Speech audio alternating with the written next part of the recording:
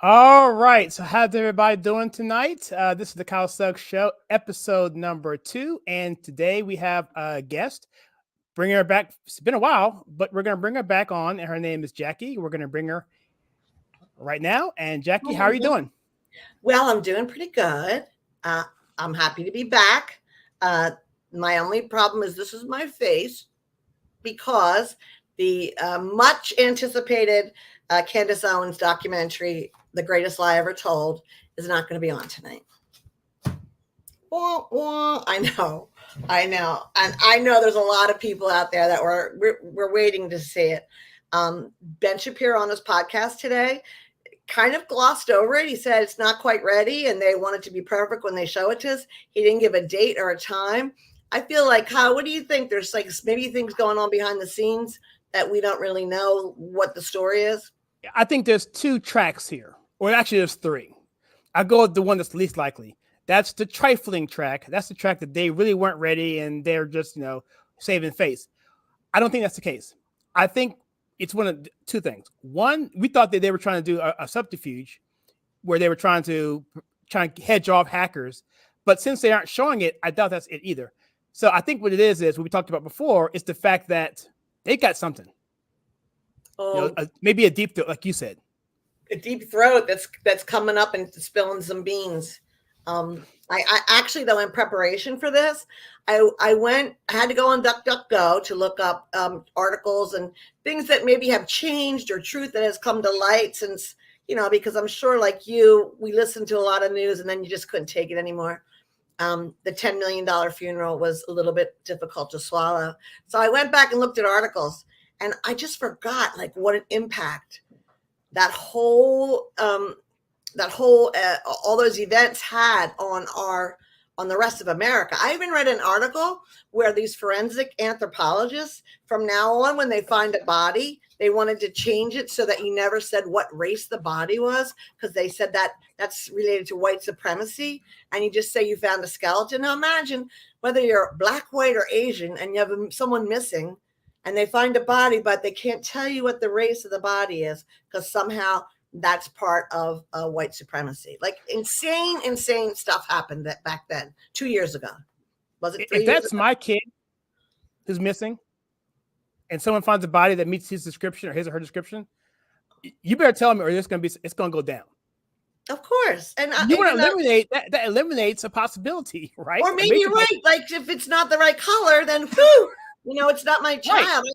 I just heard where they found the body in Myrtle Beach 13 years ago. A girl disappeared and they just got her. But can you imagine? And alive? It was like 17, 20, something like that. But can you imagine 10, 13 years waiting to find out what exactly happened to your missing child? It's gut-wrenching. I think about, I know we're getting off subject here, but it is kind of related to this whole George Floyd thing. If you're a parent, right? And so you've lost your kid maybe for 20 seconds in a store. How terrifying is that 20 seconds? Terrifying. I mean, not just if you don't have kids, you have no idea what I'm talking about. But if you have kids, it is the most painful time till you find your kid again. Now take that, wherever it is, a minute, 20 seconds, whatever, multiply it times 20 years. Or however long. 5 years, 2 years, 1 year. Yeah. That's a terrible thing. And to eliminate to say what the race of I would be like pounding on the door of the morgue. What's the answer? Like you better tell me. But in any case, we really went off the rails there. And then there was so many articles about like professors that wouldn't give all the black students straight A's automatically. Because remember they wanted them to, because of George Floyd and the events at the time, they wanted like the black college students to get automatic A's on their exams, or they wouldn't have to take their exams because of the struggle they were going through. I mean, there was a lot of stuff at the time. And I think it's going to be better. What has it been? 2 or 3 years? 3 years. Since Floyd? 2 years. 2 years, right? 2 years 2 years today. He died actually at 9:45. So in 2 hours, he would have died officially. It would have been 2 hours, 2 days. You know what I'm saying? Yeah. 2 years. Yeah. Right. Well, yeah, it's amazing the amount of time. And I see Mark Jackson's comment. So we were thinking not maybe legal threats, but like hacking or some kind of oh yeah, I'm sorry. No, that's all right.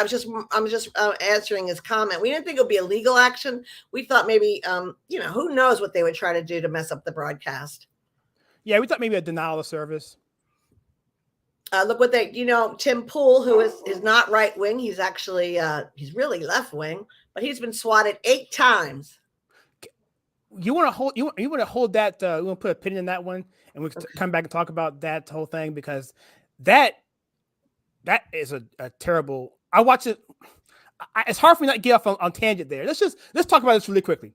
So okay. Tim Pool was squatted, which you want to explain what that means? Sure. When you're swatted, it means somebody calls the police and it says like somebody's being murdered, or there's a bomb there, or there's some kind of immediate danger, and the police have to swoop in.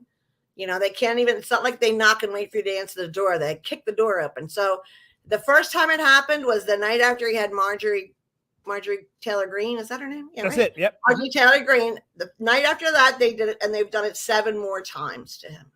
Okay, so here's the thing with that. I watched the live stream after the fact there. So Tim Pool lives on like a ranch in a compound off in the woods. This is based on what he said. He said there's no way they could have known where he was, but somehow it leaked out. And he said it happened on air. And he said, had they not handled it properly, someone could have been killed or hurt.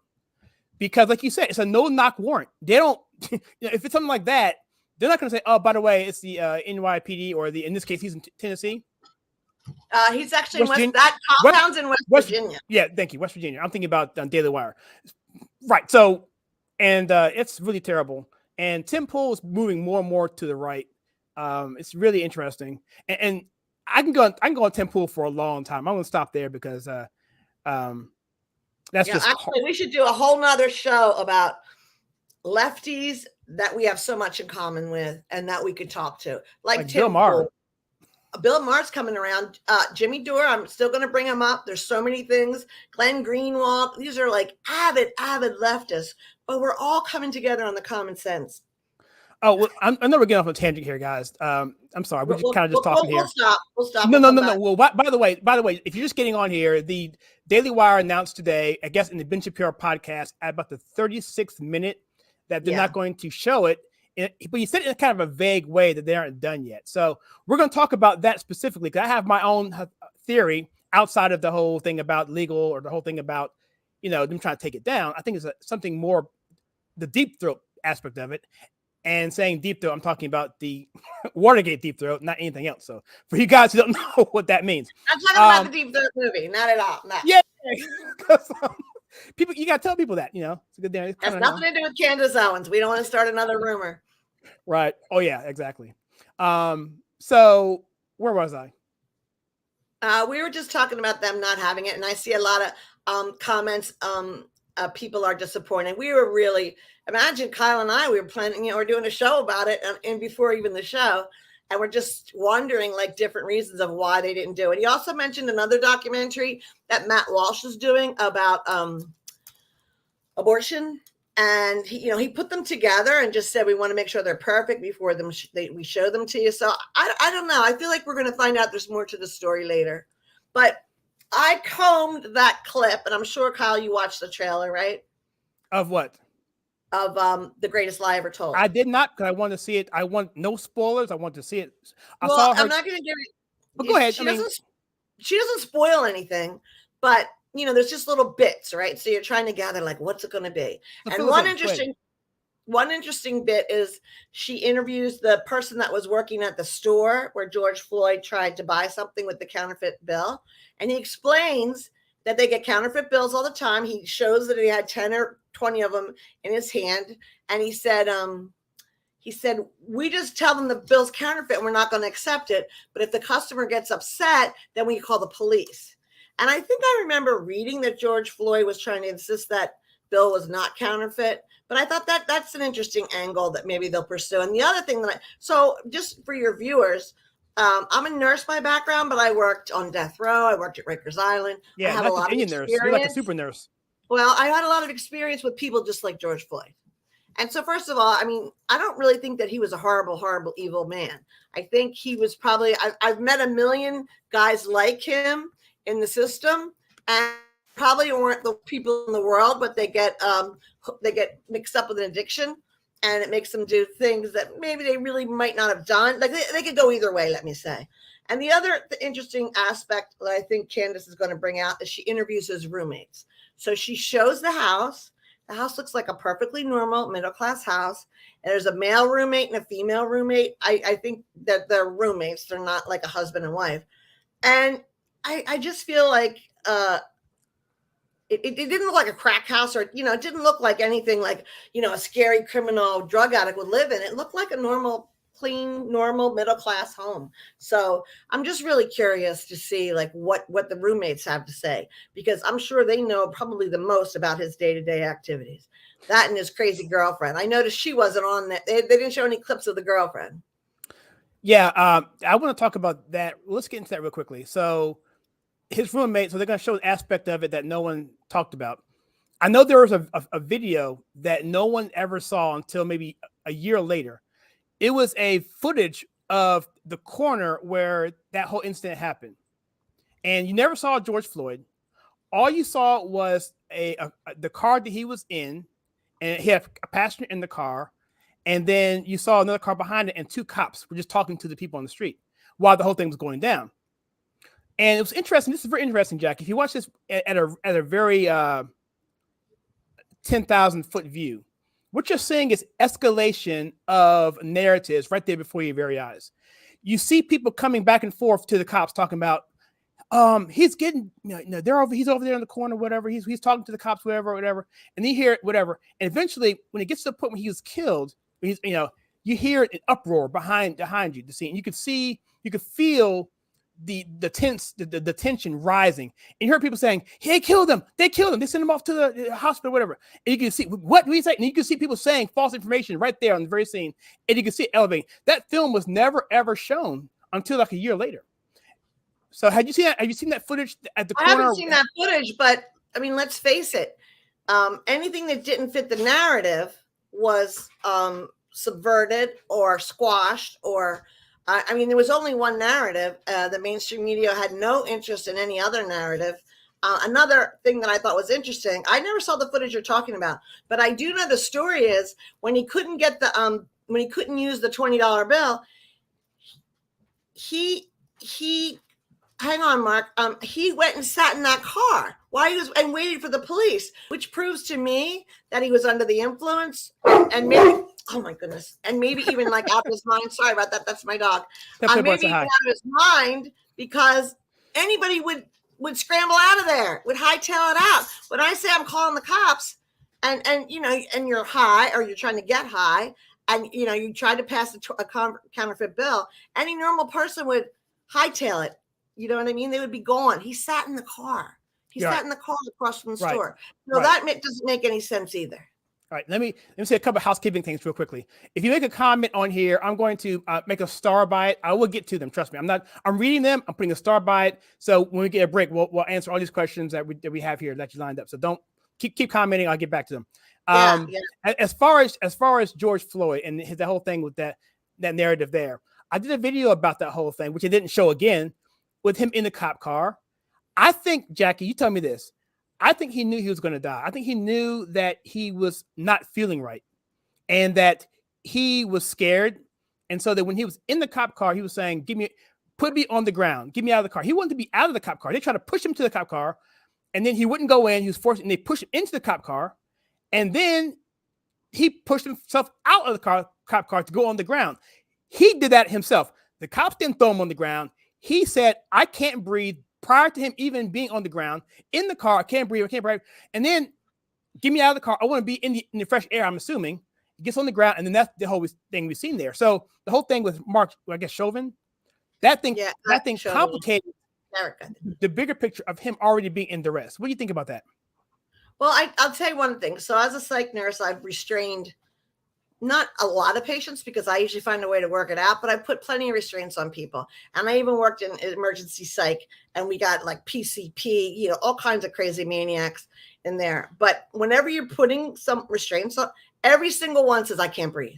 Even if they're screaming at you and you can see that they're perfectly talking like I am right now, but they'll say, I can't breathe. So, and I say like, well, you're yelling at me, so I guess you're breathing okay. so he was saying I can't breathe, but of course he could breathe. I personally think if we have something in the prison system that we call excited delirium, and you see it sometimes, people have like a sudden death when they're getting arrested, and there's a physical altercation, and there's drugs involved, and I'm not really sure, but he had really bad heart disease. He had a lot of different drugs on board. I think he was even having some kind of impending thing where he said, I need air, or he could have just been saying that because he didn't want to get locked up. Like, we don't really know. We don't really know. My bigger question is, number one, that maneuver he did with his knee on his neck. Couple things. Number one is, I don't know if he was bearing weight, pushing down, or just had his knee. Like, I don't really know. And second of all, for good or for bad, that was a legitimate move that was in their police handbook. Right. So that's what should have been on trial. I mean, if that really did something, I really couldn't tell, because I've done things where it might have looked from far away that I was putting pressure, but I might have just had, minimal pressure or lightweight on the patient. I mean, I would never hurt a patient. I don't believe in that. I don't believe they should have beat up that guy that attacked Dave Chappelle the other night. Like, I don't believe in that kind of retribution. You keep yourself safe and you keep them from hurting anybody, but you don't throw in a couple extras. You know what I mean? That's part of being a policeman or a nurse. So I don't agree with that, but I don't really know what's going on there, because why would he do that when he sees there's multiple people filming him? Right. Was he like, oh, watch me kill this guy right while people are filming me? Like, that doesn't make any sense to me. Right. I will say this. I have a buddy who's a cop, and I won't say who he is because people will find him and they'll but I had him do that move to me, and I was on the ground. He did it to me. And so what it is when it's on your neck, whatever, if you move, the pressure, you instigate the pressure. It's not uncomfortable. You're fine. But if you go out like that, then if you move up against it, then all of a sudden now, the more you push back, the more it hurts. So if you just chill, then you're good.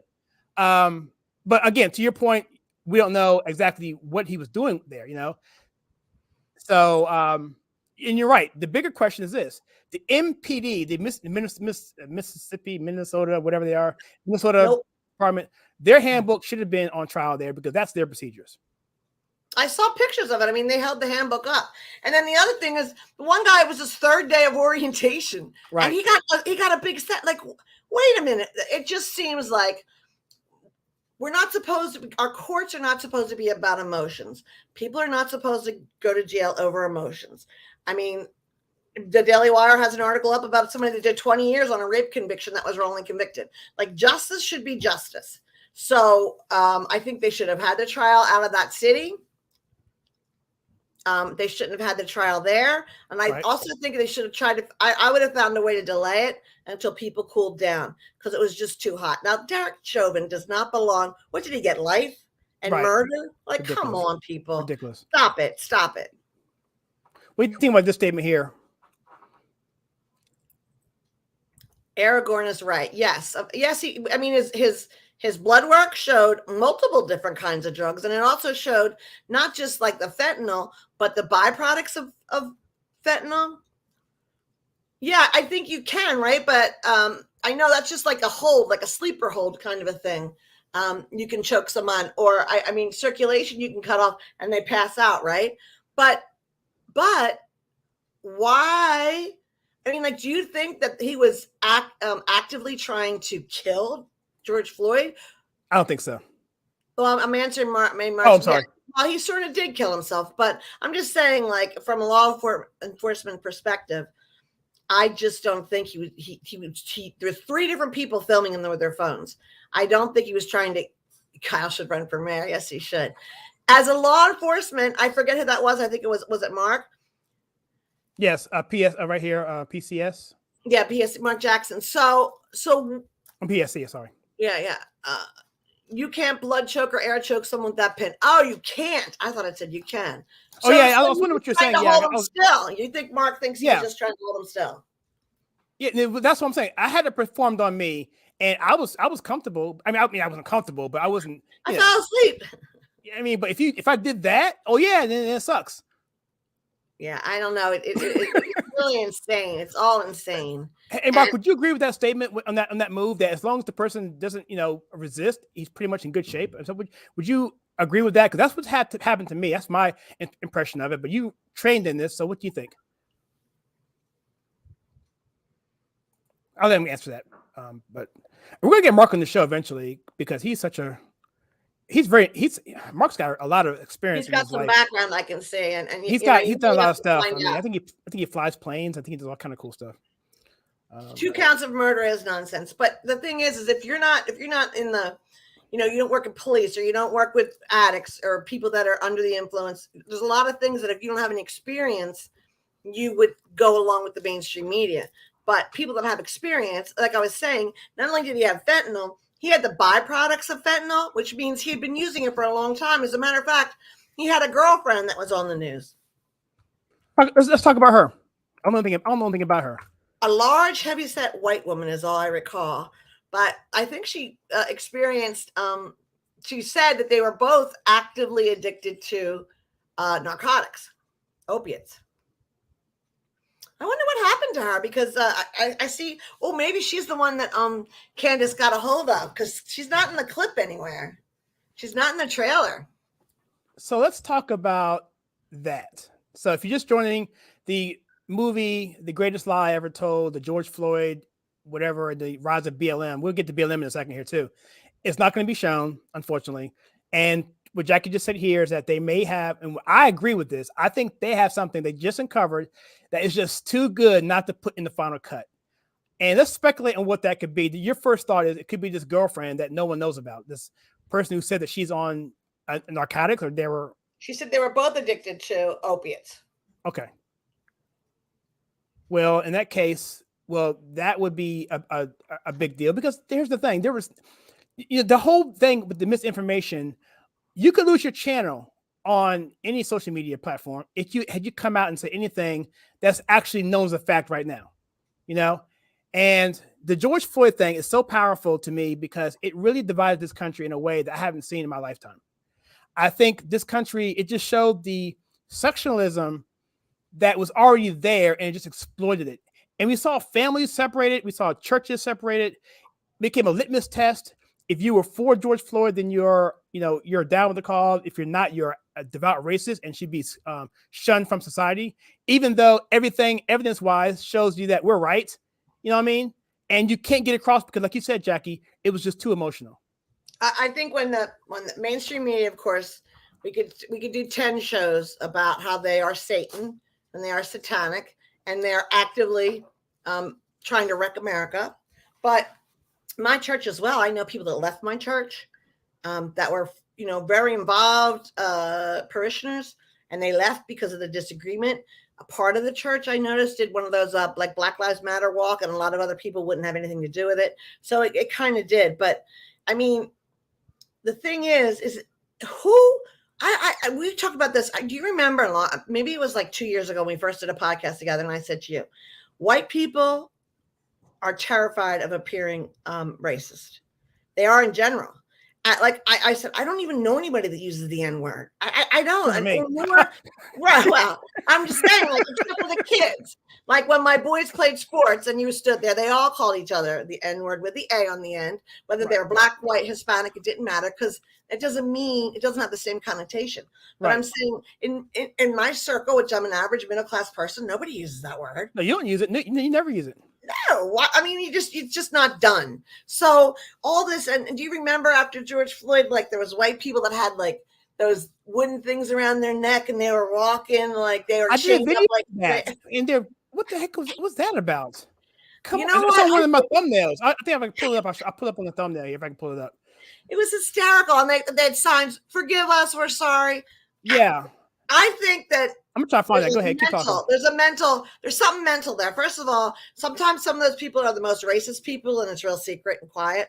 And they think that poor black people, they're like, they're so dumb. They can't help it. We have to help them. They don't know what they're doing. They have no skills. That is a far more racist view than what I think about black people. And I also think that there's some people that just want to feel good about themselves. And they feel like if they take that level of virtuousness, then they, that elevates them somehow. Look, I'm God's child. I try to do the best I can do, but I don't need to make up any fake sins. You know what I mean? I got plenty of my own real sins. I don't need to pick up any extra ones like I'm racist. Yeah, exactly. I mean, we have enough things to worry about besides guilt. I can't find the clip, but yeah, it's So if like you didn't publicly, just like you said, if you didn't put your black square on Instagram, yep, then you're a racist. Just like if you don't put a blue and yellow square now for Ukraine, you love Putin. So I think that what's funny about all this too, I think that Candace started with this because of Patrisse Cullors and because of Black Lives Matter. Oh, we got to talk about her. We got to talk about her.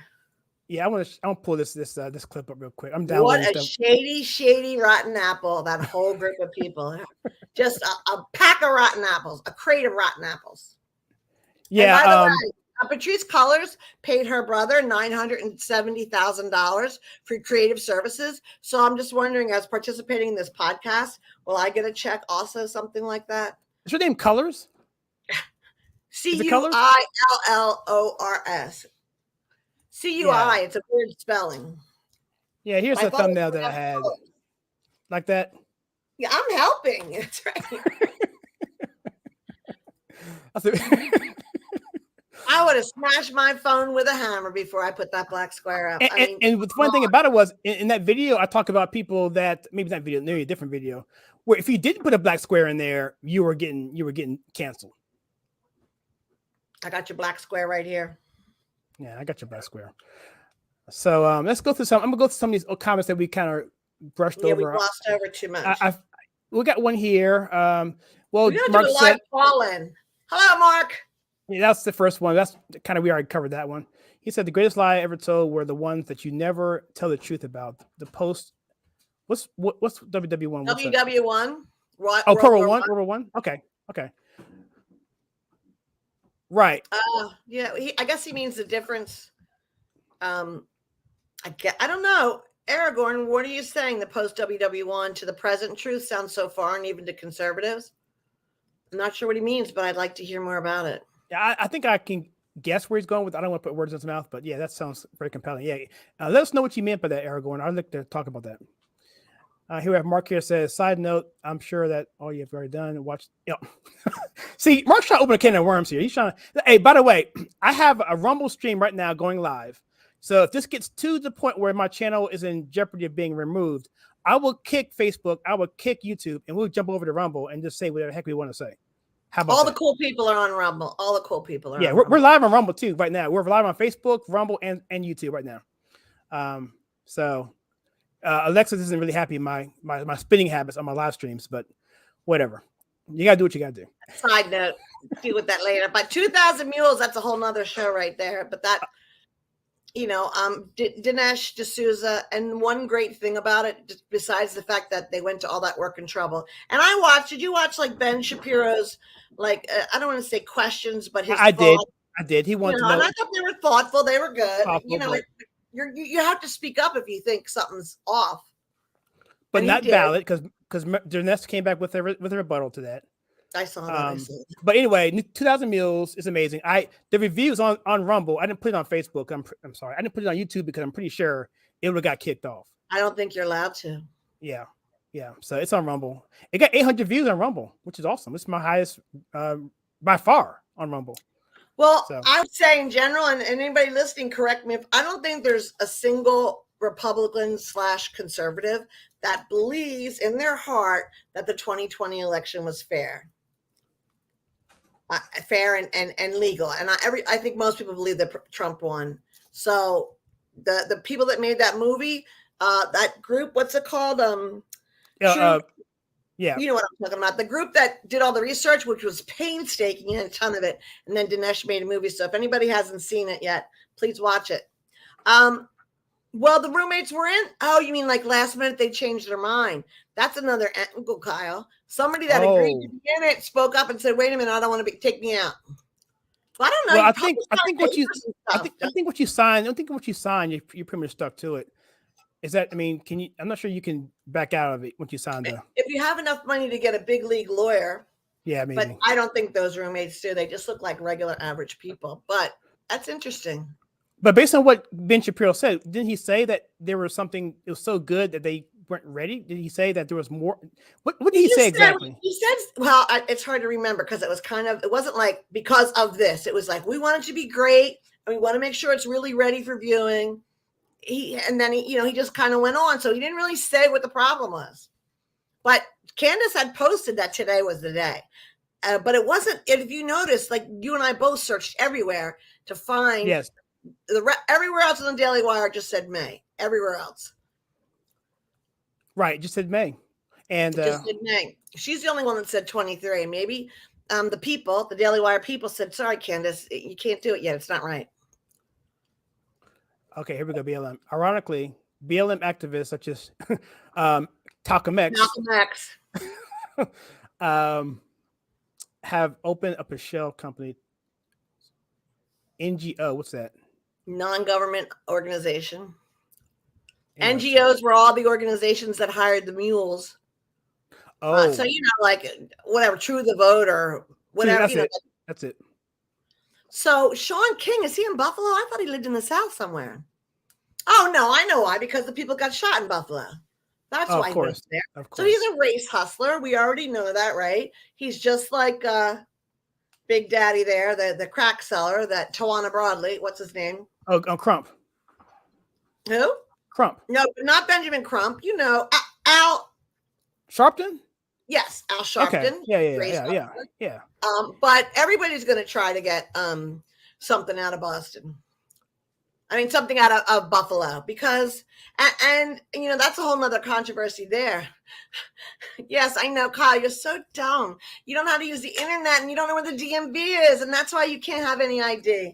And it's racist to say otherwise. So that they're trying to blame Tucker Carlson on, with the replacement theory. Did you read about that or see anything about that? No, talk about that, please. So the shooter, who is white, who is also, I don't know if he's mentally ill. He just might be an a-hole. I don't really know. But apparently he had threatened to shoot people at his high school last year. So he had a big treatise on his Facebook and other social media platforms talking about the replacement theory, which a lot of people feel they're letting all the immigrants to come into the country to replace y'all because you guys are not falling into line and not falling into lockstep anymore. So now they got to bring in fresh immigrants to be in the Democratic Party, and it's called the replacement theory. I mean, I've only heard this story a couple times, so if I got it wrong, anybody that's listening, correct me. So the gentleman had a lot of talk about that replacement theory. Now, why he was shooting black people, I don't know. But then they blamed Tucker Carlson because Tucker Carlson has mentioned a couple times. He's like, it's not a theory. That's what they're doing. That's exactly why all these. What I just saw. Over 1 million immigrants in 2022, illegals, have come to this country, courtesy of the big bopper there in Washington. Of course, there's a campaign. It's not like, oops, we left the door open. It's come on in, get some more. We'll give you a ride. Here's the smartphone. No, don't worry about COVID. It doesn't matter. I mean, it's an active campaign to bring in illegals in this country. So they try to cancel Tucker over that again. They try to cancel him all the time. Well, can I give my impression of the black pastor? Which one? The black pastor who is infuriated over this replacement theory. Oh, go on. Let me tell you, what's going on right now is that they're taking the black people and they're kicking you to the back of the bus and they're putting you in place of the illegal alien. And now you have to stay back there and sit back and let the immigrants go into the front and get all the set aside that you died for 200 years. And here's my response, my imitation. They're going to put you all back in chains. Yeah. Remember that classic line? They're going to put us back in chains. Yeah, that's exactly what's happening. I've been saying that for years. That they're kicking black people to the back of the bus in place of illegal aliens. Because they're and the reason why. And here's the bad thing about this: illegal aliens coming over from this oppressive state would typically, if they had to work for it and go through naturalization process, they would probably eventually go maybe 40-50%, maybe Republican, whatever. But if they give them set asides, handouts, phones, pallets and pallets of formula. Hello. Then guess what happens? Driver's license. Guess what happens? Then they become dependent on said set asides and handouts, whatever. And they feel if they don't vote that way, they're going to lose them. Well, And you know that's what's going to happen? Those illegals will vote Democrat, but their children will actually go to school, grow up, pay taxes, and they will vote Republican. Which I have many friends that are legal immigrants, and they're right now they're 100% Republican. They don't even want to hear anything about illegals, and I don't blame them. They waited years, they spent money, they did everything the right way. And the Indians from the country of India, some of them came here with $2 in their pockets, and now their kids are doctors. They work like dogs. They work like dogs to get where they are, and the free ride is not appealing to them. I'm just trying to figure out how we're going to get them out when Trump's back in office. How are we going to find them all and get them down to the country? it was a problem when he was in office to begin with. Who they are? Well, before I never thought that we should round up. I mean, previous to Biden being in office, I thought it was kind of ridiculous to try to find all these people. Now, when they commit a crime, pack them up, out you go, don't come back. And I don't know if you know this, but we have many prisons. One of the ones that I worked at in Pennsylvania had a whole section of illegals waiting for extradition, waiting for this. And you know what? That was the most dangerous unit for the nurses, because you know why? They were hoping to hurt you or do something to you, because then they know they'd be in this country for a long time and they wouldn't have to worry about leaving. Wow. There's many. As a matter of fact, I went to a Sean Bolt's seminar. If anybody knows who he is, he's a prophetic guy, and there was a man there that worked for immigration and naturalization. You're right, and he told me, like, he goes all over the country visiting jails that our government contracts to hold illegals waiting for trial. Say that again, please. I'm sorry. No, it's okay. I was just saying that there are prisons all over the United States that have wings or areas that are rented by the United States government to hold illegals, and it's for years. Al Sharpton could not shine Martin Luther King's shoes. I mean, let's face it. I really don't think there's anything good about Al Sharpton. I mean, he's no redeeming quality, zero. Yeah, and he or Jesse Jackson. But since we're on the subject, do you know the Jesse Jackson story between him and MLK at the assassination in Memphis?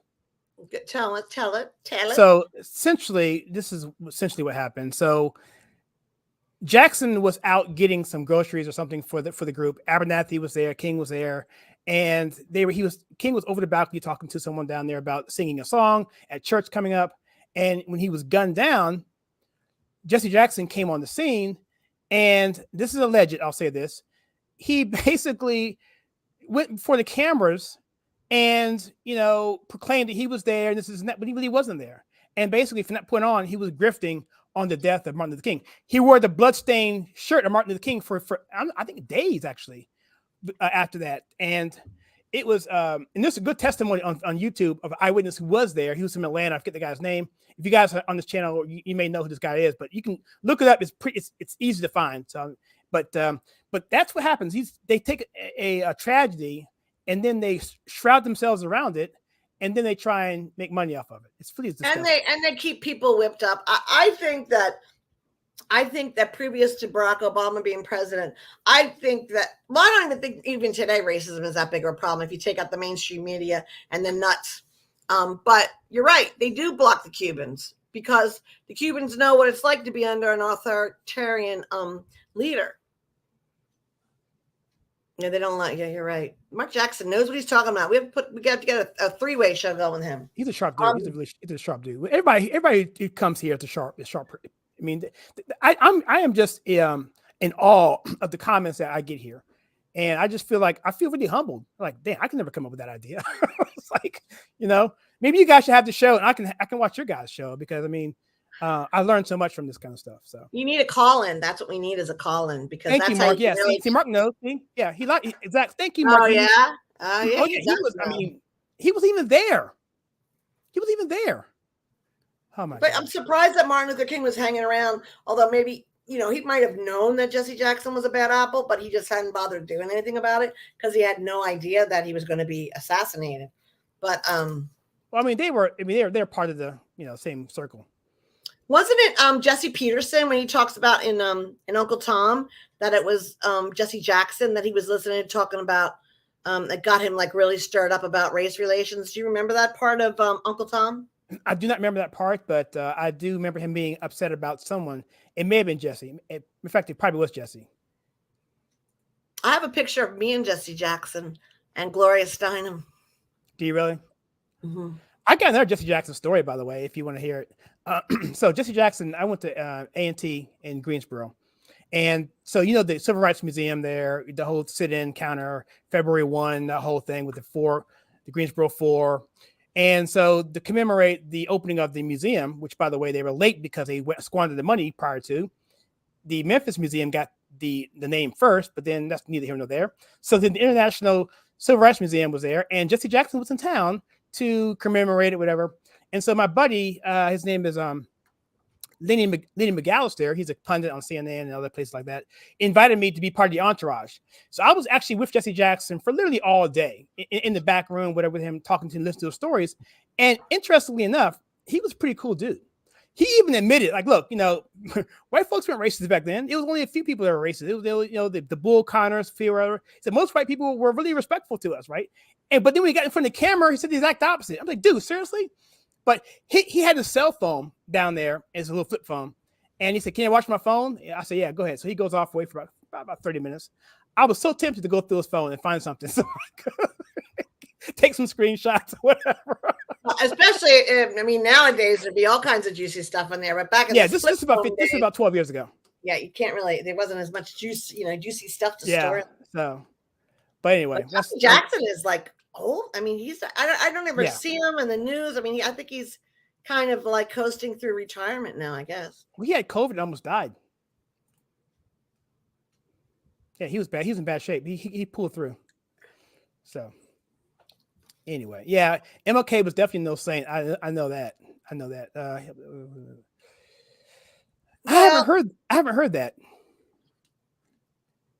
I didn't hear that ethnic cleansing either. I mean, I'm gonna start this one and look that up. A lot of lady friends. Oh yeah, well, that goes without saying.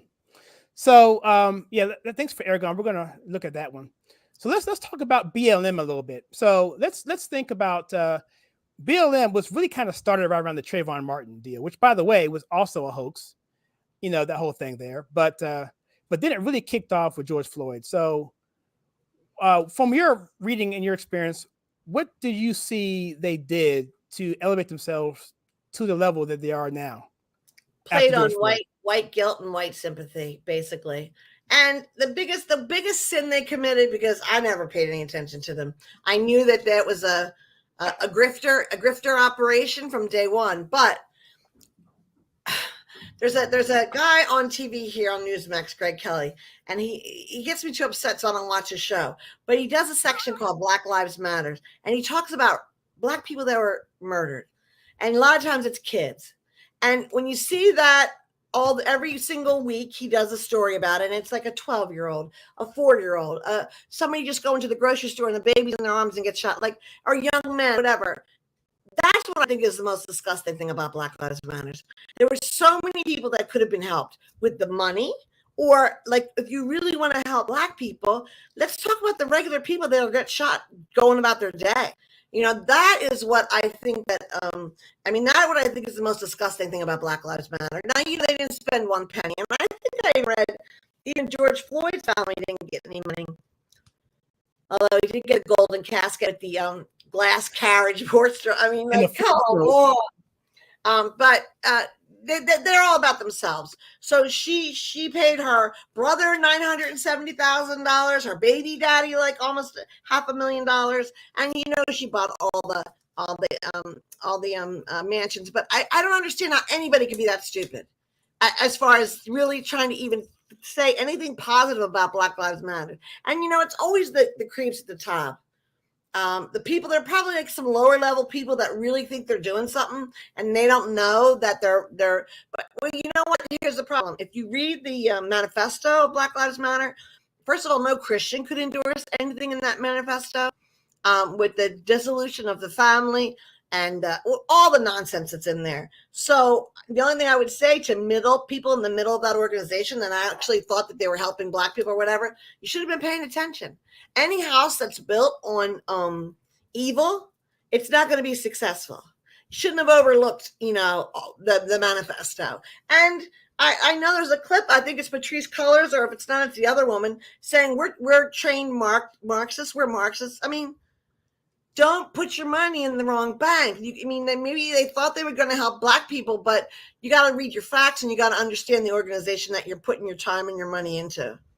I think people are really realizing that right there. And that clip we said we're trained Marxists, we have it in one of our videos where I actually have it. And the whole point about them, the manifesto or their position, they've scrubbed their website of those things about destroying the nuclear family. However, we got screen prints of it because that, whatever. But also you can go Machine, baby. Yeah, exactly. Do that as well. Wayback Machine is really, really good for that. But in terms of BLM, I think you're absolutely right. I think BLM, they use the word Black Lives Matter to say, to basically say, if you're against Black Lives Matter, let's turn it into a litmus test, right? If you're against Black Lives Matter, then obviously, if you're against Black lives, then guess what? Then you're a racist, right? So that's the thing. And like you said at the beginning of the show, what did you say about white people? What their biggest fear is? Being called racist. And terrified of it. Terrified of it. The fear, just like anything else. When you have fear, actually being racist, it's of being called racist. I'm sorry. They're not afraid of being racist. They're afraid of being called racist. Right. Yeah, that's so true. And yeah, you're right. BLM has spent over $2 million in spoils to family members, babies, daddies, and brothers, and that sort of thing. And the $4.3 million on the mansions as well. And Cullors doubled down on that. She was like, whatever. This is what I almost like she should say, because I'm oppressed, this is something that's owed me to that extent. But I think she realized that narrative, that optic, isn't really beneficial. So she kind of pulled back from that position. Yeah, but there was so many. I'm sorry, I didn't mean to interrupt you, but the hilarious part, and I think I saw Candace talking about this. Patrisse Cullors said, I was awakened by Candace Owens at my door. And the funny thing was like 12 noon. Like everything that she said was so ridiculous, and Candace was picking it apart. Candace went to her door at 12 noon, and she said, I was awakened. Let's back up and start from the beginning there. Let's talk about that. How did that happen? You're talking about Patrisse Cullors and Candace Owens. Can you talk about that? Because I watched her live stream on that. What happened there? She went to the gate of her Los Angeles mansion. Just her and cameramen, not, no crowd of pitchforks or, torches. Her and a cameraman went to Patrisse Cullors, rang the gate. A white man came to the door. She said, can I talk to Patrisse Cullors? The guy went back inside. Then he came back out and said she wasn't available. But meanwhile, Patrisse Cullors made a video saying she was awakened by, an angry Candace Owens at her door, like demanding this or that. And then Patrisse started crying. I would have thought when they did the Marxist training, they might have toughened her up a little bit, not be sad and scared because Candace was at her door. So I guess maybe she needs to go back to her training with the other Marxist rebels, because she didn't seem to be very tough. She folded like a wet paper bag. And if she's really crying, it's because she knows it's going to end. It's going to end. Right. And you should save your money. What you should have done was take your money, just be quiet. And rubbing it in and spiking the football is not a smart thing to do. What about all the corporations? Matter of fact, I was reading something else tonight about the different corporations that had donated money. And what's really amazing is like Microsoft. There's 5 corporations that make money from the Uyghur Muslims slave trade in China. And all of them donated boatloads of money to Black Lives Matter and made these statements about they're going to be more diverse and they're going to have equality and equity and blah, blah, blah, blah, blah, blah, blah, blah, blah. And meanwhile, their products are made by slaves in China. So you're not fooling me. Your filthy ways are not fooling me. And I wanted to bring up something else that a lot of people don't know, but I've been finding this. I found this out a while ago. Susan Rosenberg detonated a bomb in the Capitol in 1983. A bomb went off. Much more damage than the insurrection on January 6th. She went to jail. She did some time, and Bill Clinton pardoned her, and she got out. And she sits on the board of Black Lives Matter. Really? This was a woman that blew up the Capitol, Susan Rosenberg. You can Google it. I never actually sat on the board. She's Wow. on the board of their finances because that's how it started. The finances. The rumor. So she helps them make financial decisions. Yeah, it's a spoil system essentially. It's a tight knit community that they look out for each other. Let me see. I'm If they looking can't, at my. Well, go ahead. no, I was going to read. If they can't put them down, then they'll put. Yeah. You'll use them. Yeah. Exactly right. Absolutely, absolutely. But you know what? I mean, it is unspeakable. It is unspeakable, and it just gets me upset sometimes. Because I feel like saying, don't you see, I mean, all my work in corrections, I worked in corrections for a long time. Some of my patients, like I love them like one human being to another, because some of them you could see where they couldn't see the forest for the trees and they kept making the same mistakes. Most of them, I did a lot of in unofficial surveys, and the large portion of them had no father.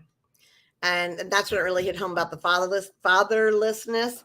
But when you're 25 and maybe you didn't have a dad, but there's nothing we can do about that now. So let's move on. But the lack of participation in churches, any type of church, it doesn't even matter what division, but I mean, this is the social fiber of our country, with the families not holding together, even extended families, let alone a nuclear family. The lack of, I think the lack of church going accounts for a lot of horrible behavior. People don't seem to be ashamed anymore or embarrassed by what they do. Right. And then drugs, and then you have babies raising babies, and it's like and that's across all colors. I remember when I first started seeing like Asian people in jail, because years ago, when I first started seeing Asian people when I worked in nursing homes years ago, you didn't see that kind of stuff, but it's across all sections of society now. Yeah, you mentioned about I think you just said there, I 100% agree with. You mentioned something about being embarrassed, and I read Candace Owens' book Blackout, and in there she has a chapter which I was really, if people who say they don't like Candace Owens never read this chapter in her book, because she, to me, is very transparent. She had an example of a situation where she did some stupid stuff, and she said it's that regret or that shame that prevents me from doing it again. She was like, and if you don't have regret, or I don't know if shame is a good thing to have. Shame is a great word. Being ashamed, you should be ashamed. Right. There you go. So then you're going to do it again, right? That's the same thing about history. If you don't learn your lessons from history, you're going to do it all over again. And by the way, I'm glad we brought this up, because we talked about who we just talked about. We talked about a person who, I'm kind of going around all the place here. I'm sorry, I didn't take notes here. But we talked about Bill Maher, and we talked about some of these people that are kind of out there. Well, I was listening to Steve Deace today on The Blaze, and he was talking about Thomas Paine. And Thomas Paine, founding father, he wrote Common Sense, and he wrote the other one, These Are Trouble that Tried Men's Souls. I forget what it's called. It'll come to me in a second. But he was not, he was kind of rough around the edges, right? But he was kind of like, if he saw him today, he'd be like, he's like Billy Graham's family is like the cousin who is like, he's still in the fold, but he's kind of like out there based on today's standards. And so the point is that anyone can be used if you have truth. And just because you are wrong on other things doesn't mean you're not right in other areas. So I know I jumped around there. I'm sorry, but I want to say that because you reminded me about that whole thing talked about earlier. And when I went to see Ben Shapiro, he spoke at University of Greensboro like a month ago. I went with Alexis. The Crisis. It's called The Crisis, by the way. Sorry, go ahead. Sorry. Okay, thank you. Yes, Aragorn is correct. Anyway, he what I wanted to say to him, but there were so many people that wanted to ask questions, but I really was going to stand up and say, the only way that we're going to save this country, or at least the way that I think would be the most expedient, is if people like Ben Shapiro, there's a lot of people on the right and there's people on the left, and both of them know, like, big pharma's rotten apples, they're against mandate. There's a lot of things we can agree on. Term limits is, I think it's the most critical way to change the swamp. It's really the only way. People aren't going to start acting right. I have a couple other guys, like Rick Grinnell wants to break Washington up, and I think that would also be a good idea.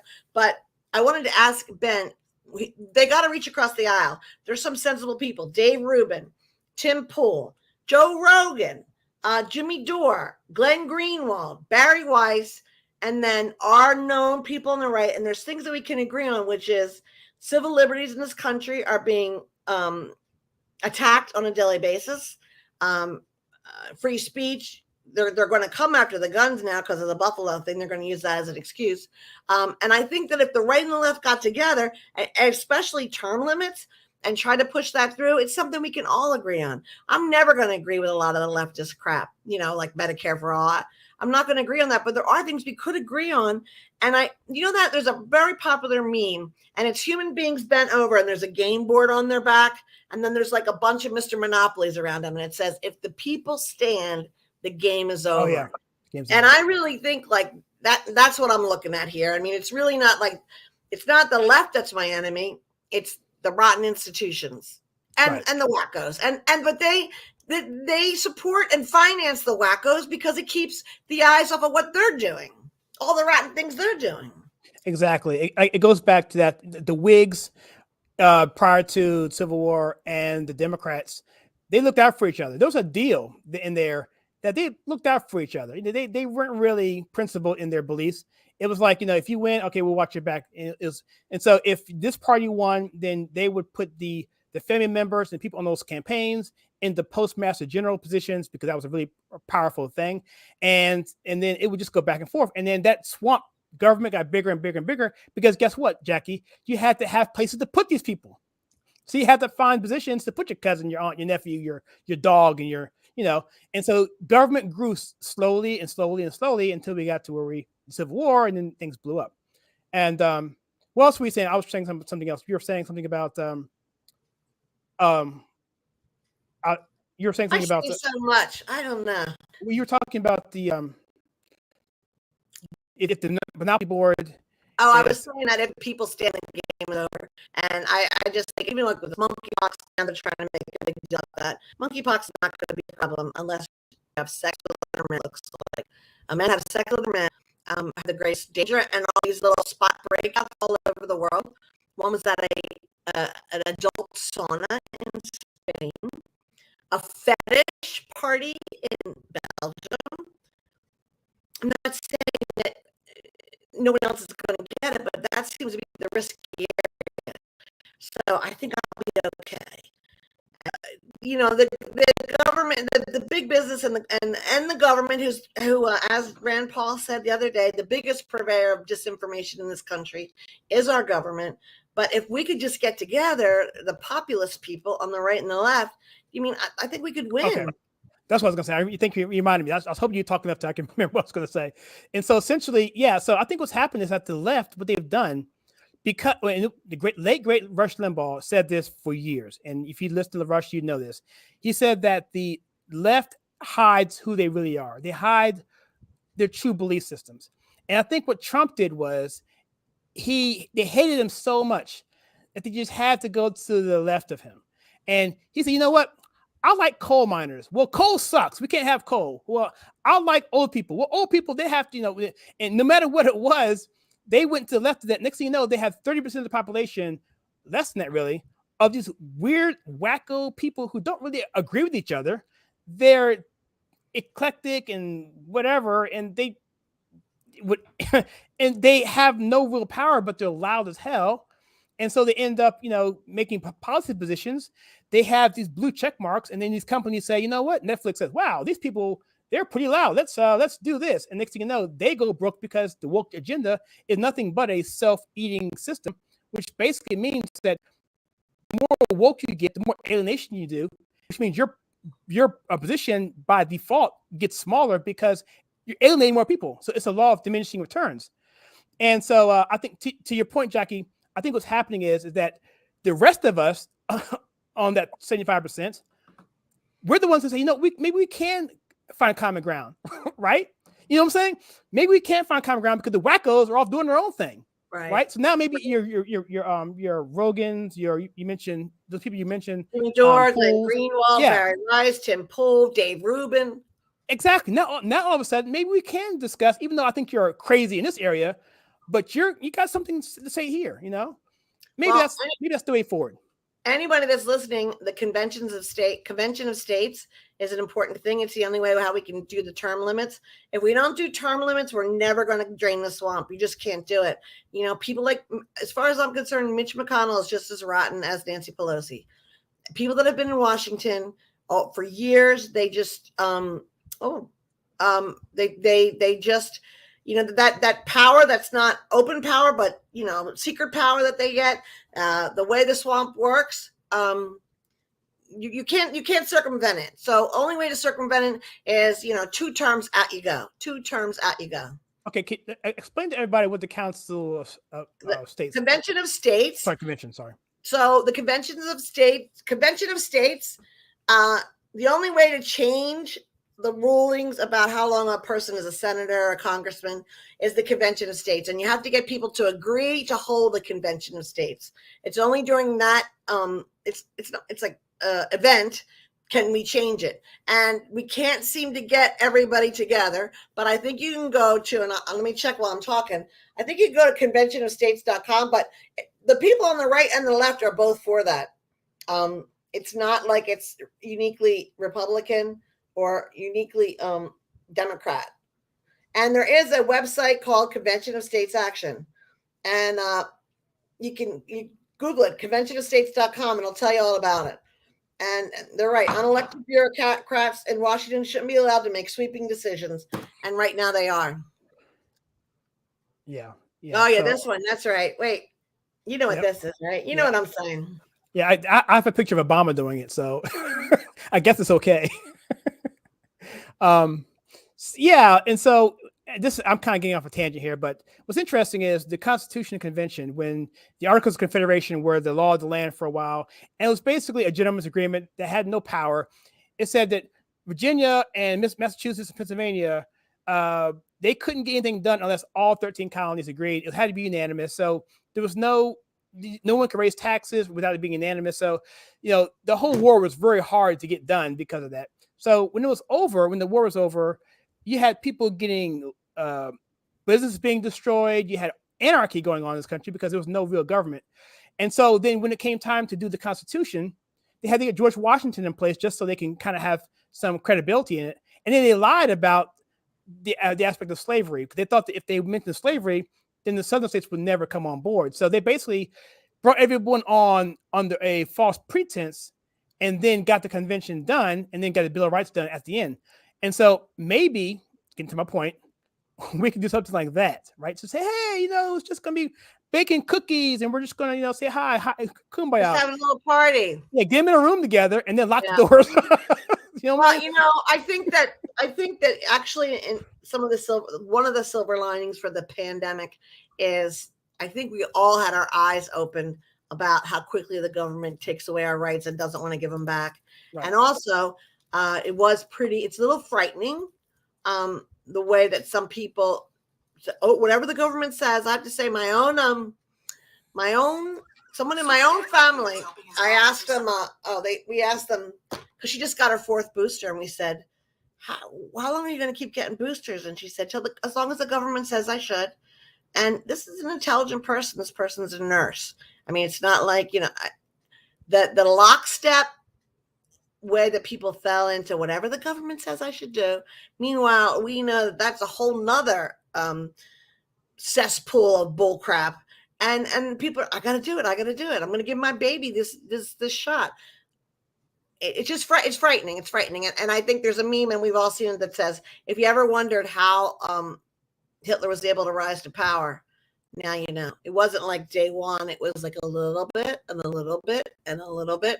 And pretty soon you have people, they'll do whatever the government says. That's so frightening.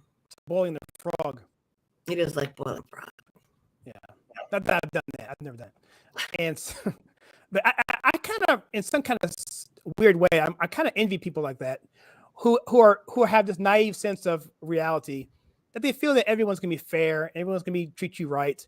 And those are the people that stay at a job for 40, 50 years and never get promoted, even though they're the best one there, because they never fought for themselves, or they never looked at it from a perspective of, well, they're really in it for themselves, not really in it for me. And the government is sort of the same way. But don't you think it's a little bit irresponsible? It shouldn't be that way. I'm sorry, I've cut you off, Jackie. Our republic is not designed that way. our power comes from the people, right? Whereas the first country in the history of the world where that was the case, where the people were empowered by a creator of rights, and that the representation of that is people who are going to, do that because of representation, but they by no means or no way had the power. But what happened was government got bigger and bigger and bigger, and slowly but surely that frog was getting turned up slowly and slowly and slowly. So before you know it, we have the rights, because like you said, it just happened. Now we mean I can't cross the street. No, get back on the other side of the street, right? What do you mean? And this happened with George Floyd. I think in things like what happened with COVID, I think people found out overnight the jump was like this, and the jump was like that. Yeah. But it'd already been going up that far. And so that extra jump shocked people. I think all of us were somewhat asleep at the wheel. And I mean, when you hear about things and you say like, oh my gosh, when did that happen? We weren't paying attention. We were just like, oh, figure out Washington. I know a lot of people that I never vote. I don't read the paper. I don't watch the news. There's a lot of people that completely abdicate their responsibility. And I think it's the same as people that just say, like you just said, like work at the same job for 20 years and go about their business. But you have a responsibility to look into things. You have a responsibility as a human being, as an American or whatever country you're from. You're responsible. We have to take the blame. We have comedy going on here in the chat, so. You know what? I think you have to get a call-in line going so people can call in. It's very difficult. Yeah, we tried this about 2 years ago. If I spend the money, we can do it, but you got to have a third wheel to do this, the call screening. I think there's one right upstairs from where you are right now. Yeah, I should get Jonathan to do it. He's 6. He'd be awesome. He can do it. Anyway. All right, so we've been kind of going all over the place here. We're going about an hour. I think the discussion's kind of dying down. I think we covered a bit. We covered everything. Yeah, I just wanted to, I did not want to have this because I didn't want to. I want these to have something because this is still technically a pre-show. Right. I mean, a pre-show. So. Well, anyways, I have an idea, and guys, comment if you think it's. I would like to. We'll all watch Candace Owens special, then do a show because we will all have seen it. And then we can call up and make comments and talk about what we liked, what we didn't like, or maybe, people always hear things that I didn't hear or bring up a point that I missed. I might be getting popcorn at the time, or my head was turned. I was looking at my phone and I missed something important. I don't know. I think it would make a good show. Well, how many times did you see the movie Uncle Tom? Probably 4 or 5. And I bought it. I bought it and I have it. The DVD. I just wanted to have it forever because I really liked it. It's a really good movie. And the main guy, the worker who has his own business, who's doing I talked to him a couple times on the phone. He was a really humble guy and just a hard worker. So anyway, so let me ask you. Had a great show with the director of that. Are you kidding me? Yeah, Justin Malone. I talked to him too. He was that was a really good interview. I was nervous as crap on that. That was really good. So, well, she mentioned my name, so that was important. I mentioned your name. I told her. That's what I'm saying. I mentioned him. He's like, "Wow!" So tell Jackie. Yeah, that was cool. That was cool. So, what I'm going to do to end this out, I'm going to give you the last word. I want to ask you. Well, I was going to ask you, what do you want to see come out of the George Floyd movie? I mean, I know you don't know what's in the movie, but what in your wildest desire would you like to see happen in the film that's actually true, of course, and be exposed?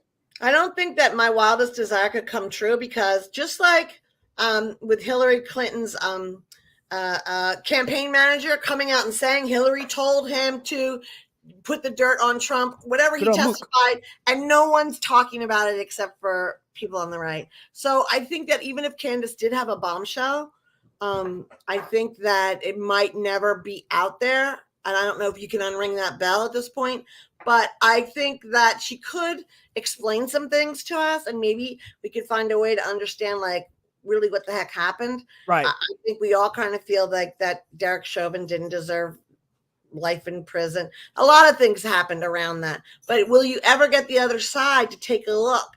I think history book 20, 40 years from now is going to probably tell the truth at that point. And I hope whatever she comes out with, it may not be in our lifetime, that it's printed in history books and treated like this is what really happened. I think that the fake story is going to be in history books for a long time to come. That's unfortunate. So, all right. Well, Jackie, thank you for always a pleasure. Thank tonight. You want to tell people how they get hold of you, or do you want to be saved? Well, I'm Jack's August on Facebook. I'm August on Instagram. I've toned down a lot of my political, but I pay attention. I just let you know there's been a flag. I always fly the United States flag outside my house, and it's been upside down since November 2020, indicating we are a nation in distress. And I'm hoping to some point, maybe next presidential election, be able to flip it up right. Yeah, I was actually at your house. Just if I want to bring back bad memories and have PTSD. And no disrespect to those who actually have it. I'm just saying it to be funny. It's not really the case. Was bad. I do have some level of that. Not anywhere near a real person who's gone through combat. So don't. I don't want any bad emails. However, it was a horrible night. Well, it was good. It was good till like 11:30, 12 o'clock. Oh, it was what? Yes. Right when North Carolina was about to be, the New York Times said in their ticker, their meter, that they're about to call North Carolina. They basically called North Carolina Washington Times. After that, gone. 10 minutes later, Atlanta. And from that, it was going all. Oddly enough, they've stopped counting votes in Georgia. Unusual. Yep. They've stopped counting in Pennsylvania. Where did it break? Just give me a break, please. So we got to do that Rumble, though. All right, my friend. Have a good night. All right, everybody. Thank you. I hope we answered all your comments. I think we did. Yeah, I think we did. Let me go through a couple here just real quick, if you don't mind, a couple seconds here. Yeah, I think we're good. Let me go through this here. And yeah. Okay, that's it. Okay, everybody. Thank you so much for coming on board to a special show of the Kyle Stokes Show with Jackie. And again, thank you. And I'll see you guys in the next video. If you want to subscribe to my things below with Rumble and all those places, Truth Social and Locals, I'd be honored. And until then, I'll see you guys in the next video. Good night. Good night.